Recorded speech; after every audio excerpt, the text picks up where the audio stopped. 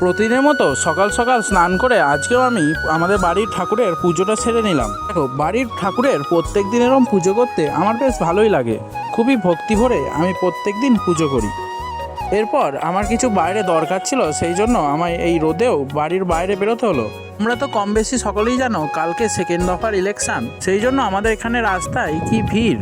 পূর্বস্থলী উত্তর বিধানসভার সমস্ত বুথের গাড়ি আমাদের এই পাটুরির কিষাণ মান্ডি থেকেই ছাড়ে। এজন্যই রাস্তায় এই কদিন খুব গাড়ির চাপ হয়। আর এখন তো আমাদের জামালপুরের বাবুরাজের কামান চলছে, সেই জন্য রাস্তায় প্রচণ্ড সন্ন্যাসীদেরও ভিড় ছিল। পর বিকেল হতেই আমি চলে যাই আমাদের বিডিও অফিসের মাঠে। সমস্ত ছেলেরা খুব ভালোভাবে নিজেদের মধ্যে ভাগ করে খেলাধুলা করছিল, কিন্তু আমার কিছু ব্যস্ততার কারণে আমি খেলিনি।